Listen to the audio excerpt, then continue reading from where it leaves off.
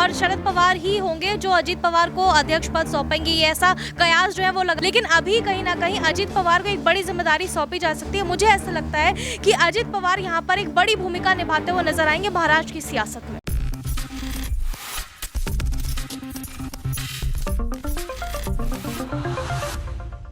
Next 9 news में आपका बहुत बहुत स्वागत है। मैं हूं आपके साथ अबरारुल हक रहमान। मेरे खास प्रोग्राम मुद्दा आज के में बात करेंगे महाराष्ट्र की सियासत की। दरअसल महाराष्ट्र में इस समय शरद पवार ने एक बड़ा फैसला लिया है और उस बड़े फैसले के बाद ये सीधे तौर पर माना जा रहा है कि महाराष्ट्र में अब आने वाले समय में राजनीतिक उथल पुथल जो देखने को मिल सकती है। बड़ा सवाल ये है कि जिस समय शरद पवार ने इस बड़े फैसले को लिया उस समय खुद अजीत पवार को लेकर के तरह तरह के जो आप कह सकते हैं खबरें जो है वो सुनने को मिल रही थी और ये कहा जा रहा था कि क्या अजीत पवार फिर से भारतीय जनता पार्टी के करीब जा रहे हैं। क्या देवेंद्र फडणवीस के साथ मिलकर उन्होंने जो शपथ ग्रहण कर लिया था उप मुख्यमंत्री का, क्या वो दोबारा इस तरीके से जो है काम करते नजर आएंगे। लेकिन उससे पहले ही शरद पवार ने अपना इस्तीफ़ानामा सौंप दिया अध्यक्ष पद से। तो क्या इस पूरे मामले के पीछे की बड़ी वजह अजीत पवार हैं? क्या अजीत पवार ने ही यहाँ पर मजबूर किया शरद पवार को ये बड़ा फैसला लेने पर? क्योंकि जाहिर सी बात है कि अगर अजीत पवार पार्टी से अलग होंगे, अगर अजीत पवार इस समय जो है जिस तरीके से इस पूरे मुद्दे को लेकर के अपने पक्ष को रख रहे हैं, जाहिर सी बात है कि उससे सीधे तौर पर ये माना जा रहा है कि राजनीतिक जो एक विरासत है शरद पवार की उसको एक बड़ा झटका लगता हुआ नजर आता। और इसी वजह से अब ये माना जा रहा है कि शरद पवार हो सकता है कि महाराष्ट्र की सियासत में फिर से एक नए समीकरण पर काम कर रहे हैं। क्योंकि ये माना जा रहा है कि अडानी के मामले में जब उन्होंने तारीफ़ कर दी अडानी की, उसके बाद से ये कहा जाने लगा कि वो जो है विपक्ष की उस लाइन से अलग हटकर अपने राजनीतिक फैसले जो ले रहे हैं। और जाहिर सी बात है कि उससे सीधे तौर पर यहाँ पर जो है कांग्रेस पार्टी या फिर और विपक्षी दल जो हैं उनको काफ़ी ज़्यादा नुकसान पहुंच सकता है। और आज जो है इन्हीं तमाम मुद्दों को लेकर के चर्चा करेंगे, समझेंगे कि दरअसल अब क्या वाकई एकनाथ शिंदे के साथ शरद पवार जा सकते हैं, क्या ये सूरत हाल बन सकती है।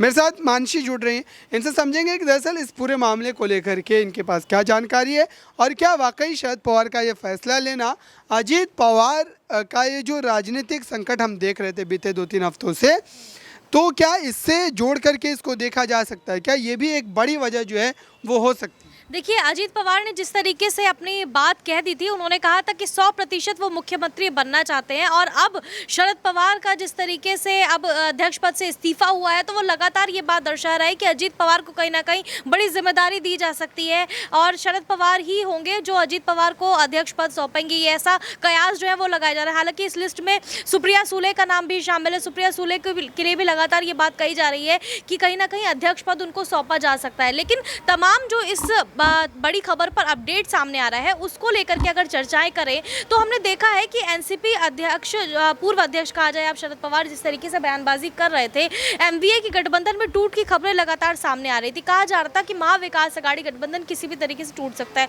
एनसीपी में भी टूट हो सकती है, क्योंकि अजीत पवार की लगातार भारतीय जनता पार्टी में शामिल होने की खबरें आ रही थी। हालांकि उन्होंने खुद इस बात को सिरे से खारिज कर दिया, लेकिन अब इस बात की कहीं ना कहीं अटकलें तेज हो रही है कि एक बड़ी जिम्मेदारी अजीत पवार को सौंपी जा सकती है। लेकिन क्या अजीत पवार इस जिम्मेदारी को निभाते हुए नजर आएंगे? क्योंकि एक बहुत बड़ा पद होता है अध्यक्ष पद, और जिस तरीके से अभी महाराष्ट्र में उठापटक देखने को मिल रही है उसके मद्देनजर अगर एक बड़े फैसले अगर कोई लेने होंगे तो क्या अजीत पवार उस जिम्मेदारी को निभाने के लिए पूरी तरीके से सक्षम है?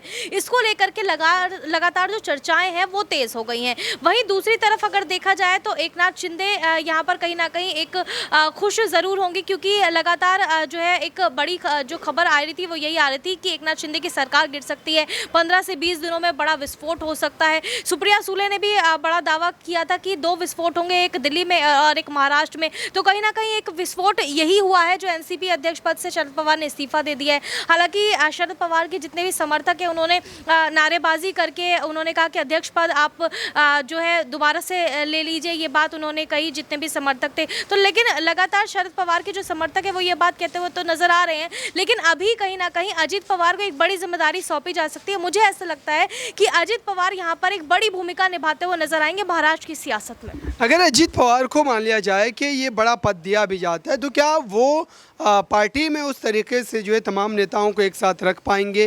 क्या जिस तरीके से उनका सियासी जो है एक तरीके से फैसला रहा है, कई बार ये जो देखा गया है कि दरअसल वो कहीं ना कहीं जो है पार्टी से अलग हट करके वो कई बड़े फैसले ले लेते हैं, कई बार वो पार्टी के फैसले से नाराज़ होकर के अलग हो जाते हैं। तो क्या इस तरीके की स्थिति में अजीत पवार को जो है अध्यक्ष पद सौंप देना ये क्या उचित फैसला होगा, और क्या ये भारतीय जनता पार्टी के खिलाफ लड़ने में जो है एनसीपी के लिए एक बड़ी पहल जो है वो क्या जो है अदा कर सकते हैं? देखिए, शरद पवार जिस तरीके की रणनीति बनाते हैं और कहीं ना कहीं बहुत एक्सपीरियंस्ड है राजनीति में, उनको एक चाणक्य कहा जाता है राजनीति में। तो उसकी वजह जो है वो यही है कि अगर महाराष्ट्र की सियासत जो है वो बहुत ही अलग मोड में नज़र आती है। कई बार हमने देखा है जब से शिवसेना का चुनाव चिन्ह उद्धव ठाकरे से छिना है तब से एमवीए का गठबंधन जो है वो जो है टूट की खबरें लगातार सामने आती रही है। लेकिन अजीत पवार की अगर बात की जाए तो मुझे ऐसा लगता है कि वो ये जिम्मेदारी निभाने में शरद पवार से थोड़ा कमज़ोर नज़र आएंगे,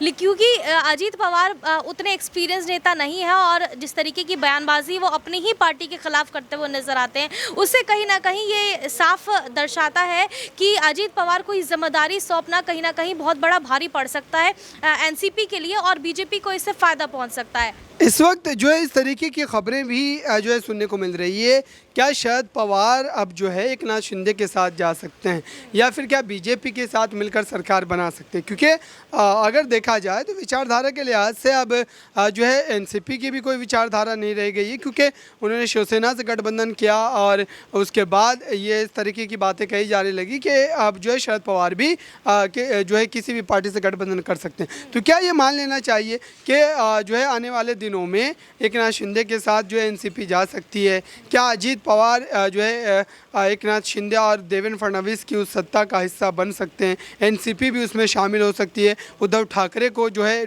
धोखा मिल सकता है? क्या इस तरीके की जो खबरें आ रही है उसमें क्या कोई सच्चाई देखने को मिल सकती है? देखिए, इस बात के कयास इसलिए लगाए जा रहे हैं क्योंकि शरद पवार जो बयानबाजी करते हैं उसी से ये कयास जो है वो लगाए जा रहे हैं। क्योंकि शरद पवार ने एक बार खुद ये बात कही थी कि अडानी के मुद्दे पर जो इतना तवज्जो दी जा रही है उसके बजाय जो है महंगाई और बेरोजगारी, इन तमाम मुद्दों पर हमें विचार करना चाहिए, इन तमाम मुद्दों पर सोचना चाहिए। तो कहीं ना कहीं अजीत पवार अडानी का समर्थन करते हुए नजर आए थे और उन्होंने अडानी से मुलाकात भी की थी। तो कहीं ना कहीं ये कहा जाता रहा कि भारतीय जनता पार्टी के कहीं ना कहीं एक सॉफ्ट कॉर्नर नजर आ रहा है शरद पवार को लेकर के। तो यही कयास इसकी वजह से लगाए भी जा रहे हैं कि शरद पवार हो सकता है कि भारतीय जनता पार्टी में शामिल हो जाए या फिर गठबंधन करते हुए नजर आए। और शिंदे की जो कुर्सी जाने की बात कही जा रही है उसकी बड़ी वजह यह भी हो सकती है कि अगर शरद पवार की एंट्री होती है, हालांकि एक चाणक्य के तौर पर ही भूमिका निभाते हुए नजर आएंगे, पर्दे के पीछे से ही वो कहीं ना कहीं रणनीति अपनी खेलते हुए नजर आएंगे अगर भारतीय जनता पार्टी का समर्थन करते भी हैं। लेकिन कहीं ना कहीं शिंदे की कुर्सी अगर छिनती है तो एक बड़ा रोल वहां पर शरद पवार का हो सकता है उसमें। बहुत बहुत शुक्रिया इन तमाम सवालों का जवाब देने के लिए। तो ये एक पूरी परिस्थिति है महाराष्ट्र की सियासत की, और जाहिर सी बात है कि शरद पवार इस समय जिस तरीके से इस पूरे मुद्दे को लेकर के अपने फैसले के बाद कहीं ना कहीं राजनीति में जो है एक जो है बड़ा भूचाल पैदा कर दिया। अब देखते हैं कि उनका अगला कदम क्या होता है। इस खास रिपोर्ट में बस इतना ही। देखते रहिए ताज़ा तरीन खबरों के लिए नेक्स्ट 9 न्यूज़ को। धन्यवाद।